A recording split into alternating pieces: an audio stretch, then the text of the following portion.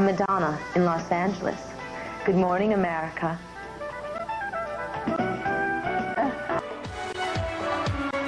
Truth or Dare is Madonna's behind-the-scenes, on-the-road, no-holds-barred concert tour. A rockumentary, if you will. Celebration, come together in every nation. Madonna's fans may adore the vulnerable, sensitive, maternal depiction of their idol. I mean, Dad, I'd love it if you'd come to both shows. I don't know. I mean, it's pretty racy in some sections. I don't know if you could take it 2 nights in a row. Critics may see this as a primitive home movie, a self-ploitation film, violating the boundaries of good taste. You undressed in this performance?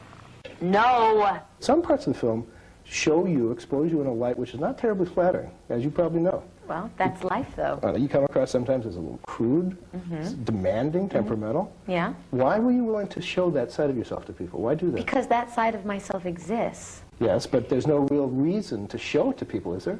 No, in my mind there is a reason, of Is there? course. I mean, the movie just isn't about me and the other side of me. The movie is also about, it's to sort of, and I say it in the movie, it's to explode the myth of that people that we raise up on a pedestal, people that we turn into icons, people that, you know, we make them inhuman, and we don't give them human attributes. And so they're not allowed to fail, they're not allowed to make mistakes, they're not allowed to have flaws? Exactly. And so what I'm saying is, look, these things exist. For every bit of strength I have, there's this much weakness. For every bit of happiness I have, there's this much sadness. I understand your point. It's a point well taken. But what I was curious about, and I'll tell you something that a person I saw your film with said.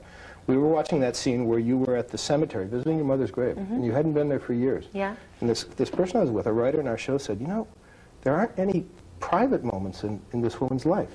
That you let people look at the most intimate parts of you. I mean, your emotions. And But why do you do that? But see, if that was all there was to me, that movie was me, the sum total of me, maybe I would feel bad about what I'd done. But still, I give you all of this of my life, and there's so much more. But let me just tell you that it's not, I have to keep telling you this is not just a movie about me. It's a movie about celebrity, but it's also a movie that touches on a lot of different issues. I mean, it's a slice of life. I mean, you don't just see my life. You see, the dancers that I work with, you see, little bits and pieces of their lives. You see, I deal with a lot of topical issues, family issues and what I think to be a big problem in the United States, and that's homophobia. I mean, that's there's a real big section in the movie devoted to that. Yes, and you know that some people are going to find, your fans will love the film, I think, but some people are going to find sections of it offensive. Well, that's their problem, though. You don't care? No, of course not, because, see, these things exist in life. I'm only presenting life to people, I am not presenting anything that probably they're not exposed to, in everyday life, but maybe they don't want to deal with it. If you keep putting something in somebody's face, eventually, maybe they can come to terms with it. This is Madonna on a one-woman crusade to change the world? To change people's attitudes? Yeah. Yeah, it is. Quite flatly, yes. Yeah. I mean, I'm not saying I'm going to, but maybe I'll start. Maybe I'll open the door. Okay. Somebody's got to do it, and you've got to start somewhere. Let's talk about movies. Okay. Is it important for you to be successful in movies? Yes. Very. Yes. Are you nervous about Evita? You're going to play the title role? I hope so. This is what I understand. It's I'm not nervous about it at all. Because most of your films have not been very successful. Yeah, so? Doesn't bother you? No. If they're not successful, Hollywood will eventually stop calling. Well, I'm not worried about that. You're not? No. You're sure you can do it? Yeah. What makes you so sure? Because it's not necessarily to be a great pop star. It's not necessarily to be a great actress. Yes, I know. I'm aware of that. Because I just feel confident about it. Well, critics wonder, can you play somebody besides yourself? That persona which you have, so well defined. Well, I guess they're going to find out. Do when you relax, when you're not working, or are you ever not working? I don't usually relax, but when hopefully I sleep. Hopefully. I hear you have some sleeping problems on occasion. Yeah, I do. Insomnia. Yeah, I'm an insomniac. Lord, what do you think about when you lie awake at night? I don't know if I can say that on television. Well, Tell me what you can say. Well, look, okay. Do you make up lists? Well, I think, yeah, I mean, I go through all the things I did that day, and mostly I go over all of my mistakes, which are generally in abundance. And what else? And then I think about what I'm going to do the next day, the next week, the next month. What do you mean you don't usually relax? You don't relax? I don't know how to relax.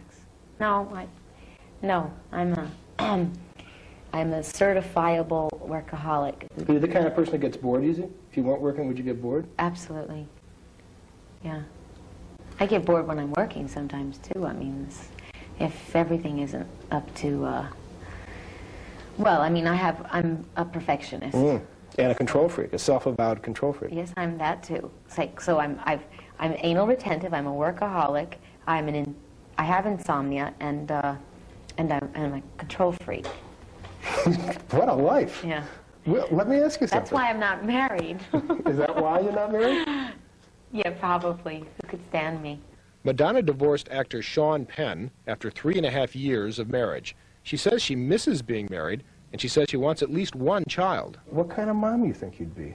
I'm gonna be a real taskmaster of a mother. Yeah. Is that good? Yeah, it's good. I mean...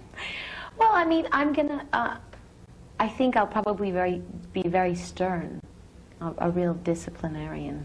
You have been quoted as saying that you needed to have traditional values to have something to rebel against. Yes. That's part of who made you who you are. Yeah. How are you, Madonna, going to teach traditional values to a kid? But I have them. Do you think that I don't have them? I don't know you very well, to be honest, but your image is of this rebel, this person who breaks taboos. Yeah, but you have to have a structure before you can go off of the structure. I mean, I break taboos, but I'm an old-fashioned girl? I am. Well, I mean, I was raised with very, very traditional values. Yes, but people change.